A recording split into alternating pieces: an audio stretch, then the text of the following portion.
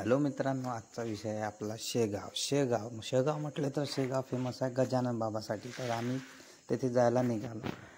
तेथे जाता जाता आम्हाला देवगाव रस्त्यामध्ये हॉटेल सदानंद भेटलं. तिथे आम्ही नाश्ता केला. नाश्ता झाल्यानंतर थोडा वेळ आम्ही तिथे बाहेर आराम केला.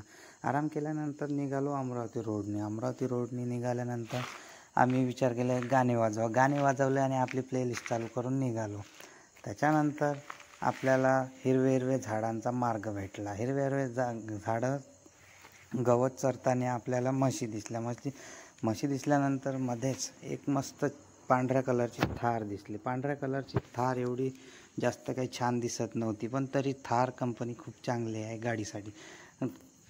त्याच्यानंतर आमची येडेचाले चालू झाले आपल्या गाडीमध्ये. येडेचाले म्हणजे असेच की गाणे वाजवणे आणि कल्ला करणे. त्याच्यानंतर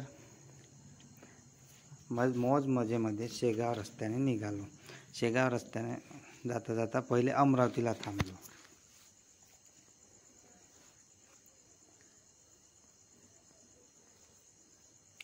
आपण अमरावतीला आल्यानंतर केतन ह्युंडाई या कंपनीच्या शोरूममध्ये गेलो.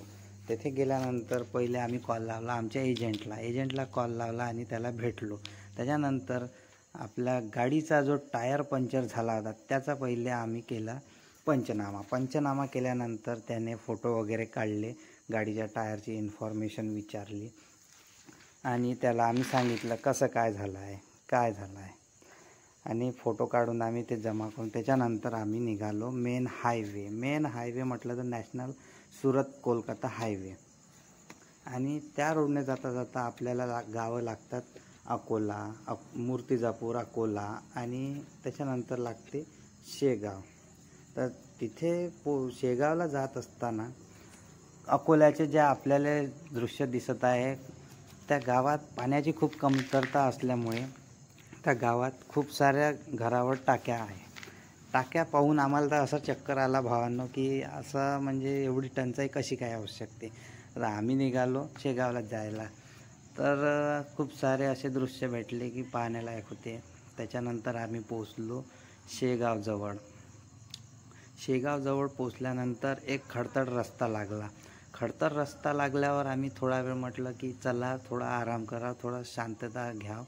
आणि त्याच्यानंतर आमची येडेचाले चालू झाल्यानंतर हे बघा आम्ही थांबलो आहे, आराम करत आहे बस.